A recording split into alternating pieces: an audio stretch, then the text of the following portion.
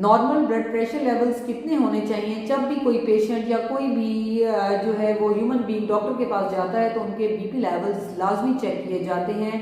तो उसमें हर किसी को आइडिया होना चाहिए कि आइदर मेरा ब्लड प्रेशर नॉर्मल है या नहीं, उसके मुताबिक फूड और लाइफस्टाइल मॉडिफिकेशंस होनी चाहिए। एक एडल्ट का नॉर्मल ब्लड प्रेशर 130/80 होना लाजमी है, यानी कि अगर 130/80 है तो इट्स मीन कि ये नॉर्मल है एट एनी एज। अगर 130 से ज़्यादा है और ऊपर वाला और नीचे वाला 80 से ज़्यादा है तो इट्स मीन के बीपी के जो ब्लड प्रेशर के लेवल्स हैं वो नॉर्मल से ज़्यादा हैं।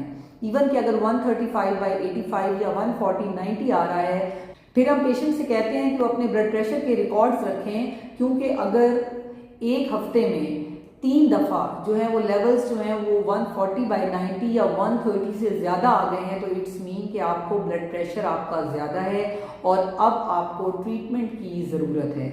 उसके अंदर सबसे पहले ये नहीं कि अगर एक पेशेंट का 140/90 या 140/100 आ रहा है तो उसको हम फ़ौरन से नहीं कहते कि आप जो है वो आपको ब्लड प्रेशर है। तो उनको हम कहते हैं कि आपने सबसे पहले सॉल्ट इनटेक कम करना है, नमक बिल्कुल छोड़ दें, देसी घी, मक्खन, मलाई का इस्तेमाल बिल्कुल छोड़ दें, जो बाज़ारी अशिया हैं, तली हुई अशिया हैं, उनका इस्तेमाल बिल्कुल छोड़ दें।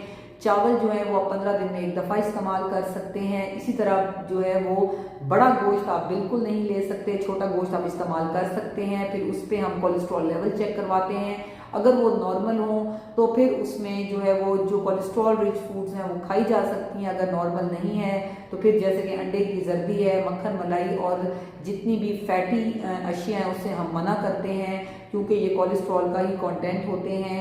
इसी तरह जो है वो हम कहते हैं कि आप पानी का इस्तेमाल ज़्यादा करें, हेल्दी फूड लें जिसमें छोटा गोश्त है, जिसके अंदर अंडे की सफ़ेदी है और फल सब्जियों का इस्तेमाल बहुत ज़्यादा है। इवन के फ्यू नट्स जो हैं वो भी बहुत अच्छे हैं, जिसमें मैं नाम लूँगी अखरोट का, बादाम का और उसके अलावा काजू का, ये भी आप इस्तेमाल कर सकते हैं।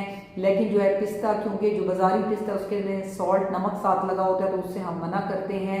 इसी तरह जो है डेली की वॉक ज़रूरी है, वेट रिडक्शन बहुत ज़्यादा ज़रूरी है। जितनी आपकी हाइट है उसके मुताबिक आपका वेट होना चाहिए, आपका एक्टिव लाइफस्टाइल होना चाहिए, टेंशन डिप्रेशन से आपको दूर होना चाहिए और साथ में आपके बीपी का रिकॉर्ड हो ताकि डॉक्टर आपको टाइमली डायग्नोज करें।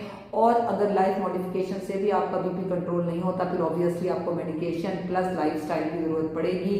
वो तभी मुमकिन है जब आप अपना प्रॉपर चेकअप करवाएंगे। मैं इस वीडियो के थ्रू लाजमी कहूँगी कि जितने भी मेल्स और फीमेल्स एटलीस्ट 40 या अबव 40 हैं उनको चाहिए कि वो अपनी तमाम लैब्स, अपने वाइटल्स जिसमें कि ब्लड प्रेशर, शुगर लेवल्स और उसके अलावा जो है वो टेम्परेचर हो गया और साथ में उनका रेस्पिरेटरी रेट है वो लाजमी उसका चेक एंड बैलेंस रखें और साथ में अपनी लैब्स लाजमी करवा लें होल बॉडी की, जिसमें CBC है, LFTs हैं, RFTs हैं, हेपेटाइटिस BC हैं, शुगर लेवल्स हैं, लिपिड प्रोफाइल्स हैं, ताकि अगर उसमें से कोई चीज़ भी प्रॉब्लम आ रही है तो उसको टाइमली डायग्नोज।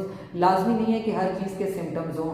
अब ब्लड प्रेशर के भी बाज़ सिम्टम पेशेंट को नहीं होते या होते भी हैं तो हेडेक की हद तक होते हैं। तो बाद लोगों का स्टेमिना अच्छा होता है, उनके अंदर बर्दाश्त ज़्यादा होती है, उनको पता नहीं चलता अनटिल अनलेस की चीज़ बहुत ज़्यादा बिगड़ जाए। इससे टाइमली अपने आप को चेकअप करवाएं। एज ऑफ 40 अबव 40 में सब कुछ चेक होना चाहिए। और मैं लाजमी ये बात यहाँ पे दोबारा रिपीट करूँगी कि अगर आपके बीपी लेवल्स 130/80 हैं एट एनी एज तो वो नॉर्मल है, लेकिन अगर ऊपर वाला 130 से ज़्यादा और नीचे वाला 80 से ज़्यादा है तो आपने लाजमी जो है अपने बीपी का रिकॉर्ड रखना है और डॉक्टर से रब्ता करना है। अगर आपके माइंड में कोई भी और सवाल है तो कमेंट सेक्शन में लिख सकते हैं। Stay safe, stay healthy. Thank you so much. अल्लाह हाफिज़।